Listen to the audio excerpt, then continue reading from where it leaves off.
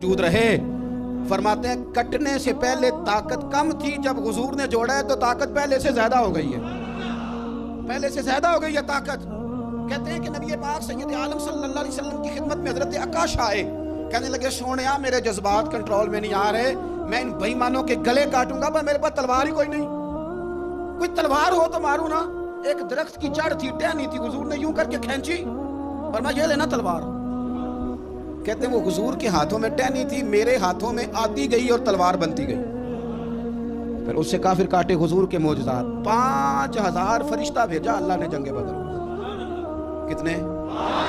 یہ میں نے بات اس لیے بیان کی ہے کہ اقبال نے ایک مشورہ دیا، کہتے ہیں تو فضائے بدر تو پیدا کر، فرشتے تیری نصرت کو اتر سکتے ہیں گردوں سے، کتار اندر کتار اب بھی. اقبال کیوں ایسا کہہ رہا ہے؟ تو اقبال کہتے ہیں اس لیے کہ آج بھی ہو اگر ابراہیم کا ایمان پیدا تو آگ کر سکتی ہے اندازے گلستان پیدا. 5000 فرشتہ آیا. مجھے تو لگتا ہے فرشتوں نے بھی دعا کی تھی کہ یا اللہ ہم تیرے نبی کی قیادت میں لڑنا چاہتے ہیں. فرشتے آئے. سپر پاور تھی روما، بڑی طاقتور سمجھتی تھی. ایران، روم، یہ کیسر و کسرا بڑی طاقتیں تھیں. عرب کے لوگ تو بوریا نشین تھے صحراؤں میں، نکل کے انہوں نے الٹ پلٹ کے نہیں رکھ دی سارا کچھ. علامہ اقبال سے کسی نے پوچھا تھا کہ مسلمان دوبارہ سے کبھی میں پیدل چل سکتے ہو؟ تو میں بھی پیدل چلوں گا میں بھی پیدل. یہ چیز مساوات پیدا کرتی. حضور اس طرح جا رہے تھے. ابو سفیان بڑے تیز آدمی تھے. جب پتہ چلا نا کہ مسلمان حملے کے ارادے سے آ رہے ہیں تو ایک بندہ جلدی سے دوڑایا، مکے جا کے بتاؤ تم سب کا مال میرے پاس ہے. تو مسلمانوں نے حملہ کر دیا. خود اس طرح کیا کہ جس رستے سے وہ جا رہے تھے وہ رستہ بدل کے رستہ کوئی اور اختیار کر لیا. قافلہ بھی بچ کے نکل گیا. اہل عرب کا طریقہ تھا ایمرجنسی اعلان کرنے کا. ہمارے ہاں بھی طریقہ ہے بریکنگ نیوز، ہے نا جی. چور آ گیا. پھر وہ کئی دفعہ صحیح بھی آتا ہے تو لوگ یقین نہیں کرتے. ہر شے کی تو بریکنگ نیوز ہے، اور کھولیں تو بیچ میں سے کچھ بھی نہیں نکلتا. نیری نیوز بھی نہیں نکلتی، بریکنگ کیا نکلنی ہوتی ہے. اس لیے میں کہتا ہوں کہ میڈیا کی ہر بات کو تسلیم نہ کر لیا کریں. سوشل میڈیا پہ چلنے والی ہر خبر کو نہ مان لیا کریں. یہاں تو اتنا عجیب حال ہے. ہمارے ایک بزرگ عالم دین ہے، بیچارے پچھلے دنوں وضاحت دے رہے تھے، خود بیٹھ کے کہہ رہے تھے وہ میں زندہ ہوں بھائی. کسی نے میڈیا پہ خبر دے دی کہ میں فوت ہو گیا ہوں. وہ کہہ رہے تھے مہربانی کرو مجھے سونے دو، سارا دن ٹیلی فون آتے ہیں اور لوگ مجھے فون کر کے میری تعزیت کا پوچھنے لگ جاتے ہیں. تو اس طرح نہ کریں. کیا صرف تھوڑا سا میڈیا چلانے کے لیے جھوٹ بولا جائے گا؟ بہرحال انہوں نے جو بندہ بھیجا تو بریکنگ نیوز کا وہاں بھی ایک طریقہ تھا. اونٹ کے کان ناک کاٹ دیتے تھے، اپنے کپڑے پھاڑ لیتے تھے. اب اونٹ بڑے زور سے چلاتا تھا، جب اس کا ناک کٹ جاتا تھا اونٹ چلاتا تو لوگ گھروں سے نکل آتے. اب وہ جو بندہ ابو سفیان نے بھیجا تھا اس نے جا کے اپنے اونٹ کے ناک کان کاٹ دیے. لوگ دوڑے باہر نکلے. پوچھا کیا ہوا تو اس نے کہا نکلو تمہارا تو مال سارا لوٹنے لگے مسلمان. ابو سفیان بچ کے نکل گئے تھے. انہوں نے پیغام بھی دیا کہ میں بچ کے آ گیا ہوں، اب آنے کی ضرورت نہیں. لیکن انسان کو جو چیز سب سے زیادہ پستی میں لے جاتی ہے وہ اس کا تکبر ہوتا ہے. تو مینوں جانتا ہی نہیں، تجھے میرا پتہ ہی نہیں. یہ لے ڈوبتی ہے چیز لوگوں. انہیں بھی لے ڈوبی. انہوں نے کہا جی اب نہیں واپس جانا، اب چلو. 1000 کا لشکر، گانے بجانے والی عورتیں ساتھ، شراب کے مٹکے ساتھ، 10 اونٹ روز ذبح ہو رہے ہیں، سردار دعوتیں پکا رہے ہیں، گوشت بھونا جا رہا ہے. بدر میں پہنچ گئے. مسلمان بھی 313 پہنچ گئے. یہ ساری رات شرابیں پیتے، وہ ساری رات سجدے کرتے. یہ ناچ گانے سرور کی محفلیں سجتی اور وہ رسول پاک کی تقریر سنتے، حضور کے خطبات سے فیض یاب ہوتے. عمیر بن وہب کو بھیجا ابو جہل نے کہا پتہ کر کے آؤ بندے کتنے. اس نے جا کے کہا کہ 312 313 310 اتنے. کہنے لگا جنگ کیا کرنی ہے؟ ان کو سویرے اونٹوں کی پشتوں پہ باندھ کے لے جائیں گے، مکے جا کے دیکھیں گے کیا کرنا ہے. یہ تکبر ہے نا. تو عمیر بن وہب کہنے لگا ہیں 312 ہیں 313، میرے اندازے میں 310، لیکن ایک کا بھی واپس جانے کا ارادہ کوئی نہیں. میں نے جس کو بھی دیکھا ہے شہادت کی دعا مانگتے دیکھا ہے. ارادہ بڑا پکا لے کے آئے. شہادت ہے مطلوب و مقصود مومن، نہ مال غنیمت نہ کشور کشائی. نبی پاک صلی اللہ علیہ وسلم نے جب دیکھا نا کہ وہ تو جنگ کے لیے آن پہنچے ہیں اور ارادہ تو قافلے کا تھا، تو حضور نے صحابہ سے مشورہ کیا. نبی پاک علیہ الصلوۃ والسلام نے ہمیں بتایا کہ چیزیں مسلط نہ کرو. ہم نہ اپنا مسلط کرتے ہیں. یعنی تراویح پڑھنے والا بندہ دوسروں کو بڑا گھورتا ہے کہ تو کیوں نہیں پڑھتا؟ بھئی تو پڑھ رہا ہے نا تو اللہ سے دعا کر یہ بھی پڑھے. لیکن اپنا مسلط نہ کر، دعوت دے، تبلیغ کر. نفل پڑھنے والا سب کو گناہگار ہی سمجھنے لگ جاتا ہے. عصر کی پہلی 4 سنتے تو کیوں نہیں پڑھتا، تو کیوں؟ بھئی آپ مسلط کریں گے، آپ رائے دیں اور رائے دے کے سائڈ پہ ہونا. مسلط کرنے کی تو اجازت نہیں. حضور کا تو حکم چل سکتا ہے نا، چلتا ہے نا. لیکن حضور نے بھی صحابہ سے پوچھا بھائی وہ تو لڑنے آ گئے ہیں، اب کیا کرنا ہے؟ تو حضرت صدیق اکبر کہنے لگے حضور کرنا وہ ہے جو آپ نے فرمانا ہے۔ حضرت عمر کہنے لگے حضور تلواروں کو تو زنگ لگ گیا ہے۔ اور جناب علی شیر خدا مرتضیٰ مشکل کشا غل عطا مولا کائنات فرمانے لگے حضور علی اور تلوار یہ تو رشتہ ہی بڑا پرانا ہے، تیاری کریں۔ حضور کا خیال تھا کہ انصار بھی تو بولے نا، یہ تو سب مہاجرین بول رہے ہیں۔ انصار کو جب سمجھ آئی نا کہ اشارہ ہماری طرف ہے تو حضرت سعد بن عبادہ اٹھے، کہنے لگے حضور آپ کا اشارہ ہماری جانب ہے؟ فرمایا ہاں۔ کہا یا رسول اللہ صلی اللہ علیہ وسلم خشکی پہ بھی لڑیں گے اور دریا میں بھی لڑیں گے، حضور انسانوں سے بھی لڑیں گے اور آپ حکم دیں گے تو جنوں سے بھی لڑیں گے۔ وہ بیٹھے تو حضرت مقداد اٹھے اور کمال کر دی، کہنے لگے یا رسول اللہ آپ ہم سے ارادہ پوچھ رہے ہیں؟ ہم کوئی حضرت موسیٰ کی قوم ہے جو اپنے نبی سے کہہ دیں گے آپ لڑے اور آپ کا خدا لڑے؟ سونیا ہم آپ کے ساتھ لڑیں گے اور آپ کے قدموں پہ جانیں بھی قربان کریں گے۔ نبی کا حکم ہو تو کود جائیں ہم سمندر میں اور جہاں کو محو کر دے نعرہ اللہ اکبر میں، نہتے 313 بشر شوق شہادت میں نکل آئے تھے میدان میں محمد کی قیادت میں، نہ تیغ و تیر پہ تکیا نہ خنجر پہ نہ بھالے پر، بھروسہ ہے تو ایک سادی سی کالی کملی والے پر۔ نبی پاک صلی اللہ تعالیٰ علیہ وسلم نے جذبات سنے تو فرمایا چلو نہ چلیں پر چھوٹے چھوٹے بچے واپس کر دو۔ ایک چھوٹے بچے تھے عمیر بن ابی وقاص، حضرت سعد بن ابی وقاص کے بھائی، زمین پہ لیٹ کے رونے لگے، سونیا میں نے بھی جانا ہے۔ کمپیوٹر کے لیے نہیں رو رہے، موبائل کے لیے نہیں رو رہے، نئی سائیکل کے لیے نہیں، شہادت کے لیے۔ حضور میں لڑوں گا اب مجھے لے کے تو چلیں، یا رسول اللہ میں طاقتور نکلوں گا لے کے تو چلیں۔ ان کے آنسو دیکھ کے حضور نے فرمایا لے چلو نا ساتھ۔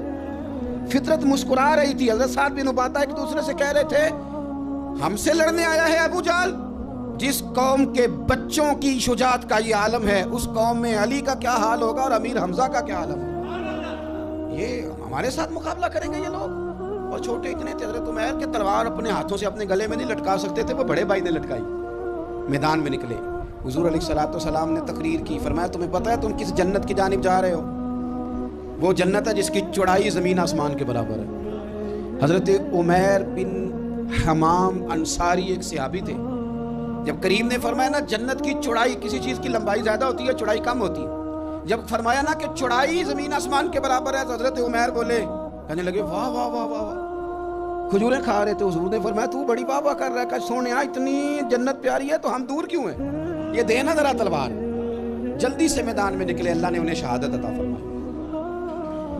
رات ساری وہ مست رہے شراب کے نشے میں، اور حضور ساری رات مصلی پہ رہے، ساری رات دعائیں مانگی۔ پتہ کیا کہا؟ اے اللہ یہ میری کل کمائی تھی 313 جو میں لے کے آ گیا ہوں، اگر یہ ہلاک ہو گئے تو قیامت تک کون تیری عبادت کرے گا؟ ان کی مدد فرما۔ اور ایک رات پہلے صفیں بھی سیدھی کرائیں، بلکہ صفیں سیدھی کراتے حضرت سواد کے پیٹ پہ چھڑی لگ گئی تو انہوں نے کہا حضور بدلا دیں۔ حضور نے کپڑا ہٹایا تو انہوں نے وجود چومنا شروع کر دیا۔ حضور نے ہمیں سبق دیا کہ صفیں بھی سیدھی کرانی ہے اور دعائیں بھی کرانی ہیں، صف بھی سیدھی ہو مصلی بھی آباد، دونوں کام کرنے، اور پھر توکل ہو، پھر تمہارا دل جمے کہ انشاءاللہ فتح اللہ مسلمانوں کو دے گا۔ رونے نہ رویا کرو، معیشت کے، معاشرت کے، غریبی کے، تنگ دستی کے، فقیری کے، رونے نہ رو، اللہ کی مدد کو آواز دو۔ ہم نے وہ لوگ بھی دیکھے ہیں بیچارے جو نہ اسلامی معیشت پہ بات کرتے ہیں، نہ معاشرت پہ، نہ اخلاقیات پہ، اور جب بھی بات کریں گے کہیں گے حضور کو تو علم ہی کوئی نہیں تھا، کاری کچھ نہیں سکتے تھے، مجبور محض تھے معاذ اللہ۔ یہ تقریریں کریں گے، یہ مسلم شریف کی حدیث ہے، کوئی اختلاف والی بات نہیں، پر بعض اوقات نا دل کو تکلیف ہوتی ہے کہ یار اس طرح کی باتیں کیوں کرتے ہو، یہ مسلم ہے۔ حضرت انس بن مالک فرماتے ہیں ایک رات پہلے حضور نے چھڑی پکڑی اور میدان بدر میں جا کے فرمایا، لکیر کھینچ کے فرمایا یہاں ابو جہل مرے گا، یہاں عتبہ مرے گا، یہاں شیبہ، یہاں ولید مرے گا۔ حضور نے لکیریں کھینچی، فرماتے ہیں باقی لوگ جنگ لڑ رہے تھے اور میں چپ کے لکیریں بھی دیکھ رہا تھا کہ حضور نے لگائی تھی۔ فرماتے ہیں اللہ کی عزت کی قسم کوئی کافر 1 انچ بھی ادھر ادھر نہیں ہوا، جہاں نبی پاک نے لکیر لگا دی تھی وہیں مرا ہے۔ یہ شان اللہ نے حضور کو دی ہے، حضور کے علم مبارک کا یہ کمال ہے۔ نہ اس طرح کی باتیں کریں جس سے امت تقسیم ہو۔ سویرے جنگ شروع ہوئی، صبح 3 کافر میدان میں نکلے، عتبہ، شیبہ اور ولید، 3 انصاری مسلمانوں کی جانب سے مقابلے میں نکلے، لیکن وہ تکبر جو ہوتا ہے نا وہ جان چھوڑتا نہیں۔ تو ولید کہنے لگا، عتبہ شیبہ کہنے لگے ہم نے نہیں ان سے لڑنا، یہ تو ہمارے پائے کے ہی نہیں، کوئی قریش میں سے بھیجو، قریش میں سے۔ آپ نے کون سا ناراض ہونا ہے؟ ویسے چودھریوں کے بچے، سیٹھوں کے بچے کچھ بھی نہیں کر پاتے، کیونکہ ساری زندگی لوگ چودھری صاحب کہہ کے دماغ ہی نہیں ٹھیک ہونے دیتے، وہ رہ جاتا ہے کام سے ہی۔ میرے حضرت صاحب فرمایا کرتے تھے، میرے استاد جی، کسی گھر میں علم چلا جائے تو کئی دفعہ نکل آتا ہے، لیکن کسی گھر میں پیری مریدی چلی جائے وہ نہیں نکلتی، کیونکہ پیر کا بیٹا جس طرح کا بھی ہو لوگ پیر مان ہی لیتے ہیں۔ اور اسی طرح کسی گھر میں چودراہٹ چلی جائے تو وہ بھی باہر نہیں آتی۔ بچوں کو لوگ چودھری کہہ دیتے ہیں، اس بیچارے کا بھی دماغ خراب ہوتا ہے، کچھ کر ہی نہیں پاتا، لیکن چودراہٹ ہر جگہ مصیبت کھڑی کرتی ہے الا ماشاء اللہ۔ ولید کہنے لگا ہم نے نہیں لڑنا، یہ تمہارے پائے کے بندے پہ جو انصاریوں سے لڑے۔ تو فطرت مسکرا کے کہہ رہی تھی لگتا ہے تمہارا جلدی مرنے کا ارادہ ہے، ٹھیک ہے۔ پھر نبی کریم نے فرمایا ٹھیک ہو گیا، چلو۔ ابو عبیدہ بن جراح اٹھے، حضرت عبیدہ اٹھے، حضور نے فرمایا اب اللہ کا شہر امیر حمزہ اٹھے، حضرت امیر حمزہ اٹھے۔ تیسرے نمبر پہ حضور نے فرمایا یا علی یکم، علی اٹھنا جار ذرا نکلنا میدان۔ دیواریں ہلتی رہتی ہیں اور در کانپ جاتا ہے، علی کا نام سن کے اب بھی خیبر کانپ جاتا ہے۔ حضرت علی شیر خدا رضی اللہ تعالیٰ عنہ، مولا کائنات اٹھے، حضرت امیر حمزہ اٹھے، حضرت عبیدہ اٹھے۔ عتبہ کے مقابلے میں گئے، حضرت امیر حمزہ قتل کیا اپنے دشمن کو۔ شیبہ کے مقابلے میں گئے حضرت عبیدہ، لیکن حضرت عبیدہ بوڑھے تھے، اس نے ان پہ حملہ کیا، ان کا پیر کاٹ دیا۔ حضرت علی نکلے ولید کے مقابلے میں، 2 ہی ضربیں لگائیں، ولید کا سر کاٹ کے حضرت عبیدہ کی مدد کو بھی پہنچ گئے حضرت علی، اس کو بھی قتل کیا۔ پھر حضرت عبیدہ کو اپنے کندھوں پہ اٹھایا، نبی پاک کی بارگاہ میں لائے، انہوں نے حضور کے قدموں کو چوم کے کہا حضور مجھے شہادت ملی کہ نہیں ملی؟ نبی پاک نے فرمایا رب نے تمہیں شہادت کا درجہ دے دیا۔ اب میدان میں جہاد شروع ہوا، لڑائی شروع ہوئی، لوگ نکلے۔ حضرت زبیر بن عوام بھی برچھی لے کے، ایک کافر نکلا، آس اس کا نام تھا، وہ سارا لوہے کا لباس پہن کے آ گیا، صرف آنکھیں نظر آ رہی، بڑے مسلمانوں کو زخمی کر رہا تھا، اب کیسے لڑیں اس کے خلاف؟ تو حضرت زبیر بن عوام کے ہاتھ میں برچھی تھی، بس آنکھیں نظر آ، اتنی زور سے اللہ اکبر کہہ کے برچھی ماری نا کہ اس کا آپ نے گلا ہی کاٹ کے رکھ دیا، ہر چیز اس کے دماغ سے باہر نکل آئی، زمین پہ تڑپا۔ وہ برچھی اتنی پسند آئی نبی پاک کو، حضور کو صرف تسبیح پسند نہیں آتی، برچھی بھی پسند آتی ہے۔ حضور کو صرف تلاوت والا مومن نہیں، جہاد والا بھی پسند آتا ہے۔ اصل پتہ مسئلہ کیا ہے کہ مسلمان نا ایک چیز دیتے ہیں پھر اسی کا شکار ہو، دوسری کو چھوڑ دیتے ہیں۔ دین ہمہ پہلو ہے، آپ سجدے کی بات بھی کریں، جہاد کی بھی کریں، دونوں دین ہیں۔ اور یہ یاد رکھیں کہ اسی سے مسلمان مضبوط ہوتا ہے۔ حضور کو برچھی اتنی پسند آئی کہ آپ کو بخاری میں ملے گا، نبی پاک نے برچھی لے کے بطور یادگار کے اپنے پاس رکھ لی، پھر وہ برچھی حضرت صدیق اکبر کے پاس رہی، پھر وہ برچھی حضرت عمر کے پاس رہی، پھر حضرت عثمان کے پاس رہی، پھر مولا علی کے پاس رہی۔ میں ان لوگوں کو کیا کہوں جنہوں نے مکے مدینے میں نبی پاک کی یادیں مٹا دی ہیں۔ سونے نے تو صحابہ کی یادگار تلواریں بھی سنبھال کے رکھی، اور تم نے حضور نے جس کنویں سے پانی پیا تھا وہ کنواں ختم کر دیا، تم نے جہاں حضور نے غسل کیا تھا وہ جگہ ختم کر دی۔ کیا بات کرتے ہو صاحب، وہ جگہیں تو ہمارے لیے چومنے کے لائق تھی اور آنے والی نسل کو وہاں عقیدت کے پھول برسانے تھے، تم نے کیا سلوک کیا؟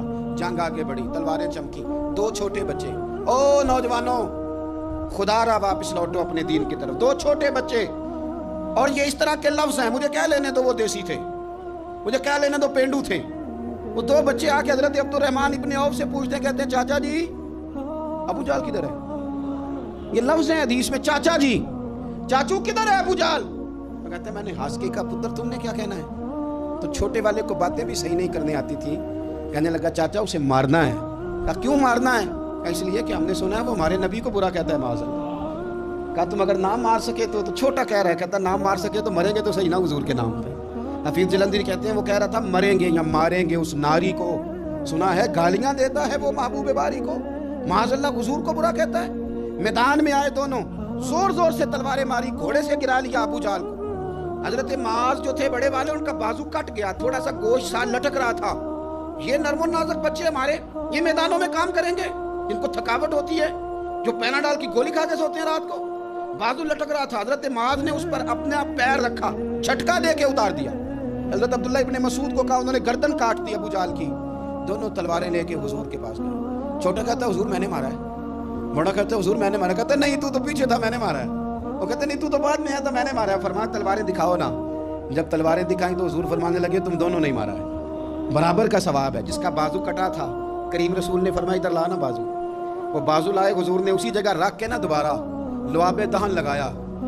حضرت معاذ حضرت عثمان غنی کے زمانے تک موجود رہے، فرماتے ہیں کٹنے سے پہلے طاقت کم تھی، جب حضور نے جوڑا ہے تو طاقت پہلے سے زیادہ ہو گئی ہے، پہلے سے زیادہ ہو گئی ہے طاقت۔ کہتے ہیں کہ نبی پاک سید عالم صلی اللہ علیہ وسلم کی خدمت میں حضرت عکاش آئے، کہنے لگے سونیا میرے جذبات کنٹرول میں نہیں آ رہے، میں ان بے ایمانوں کے گلے کاٹوں گا، پر میرے پاس تلوار ہی کوئی نہیں، کوئی تلوار ہو تو ماروں نا۔ ایک درخت کی جڑ تھی، ٹہنی تھی، حضور نے یوں کر کے کھینچی، فرمایا یہ لینا تلوار۔ کہتے ہیں وہ حضور کے ہاتھوں میں ٹہنی تھی، میرے ہاتھوں میں آتی گئی اور تلوار بنتی گئی، پھر اس سے کافر کاٹے حضور کے معجزات۔ 5000 فرشتہ بھیجا اللہ نے جنگ بدر میں۔ کتنے؟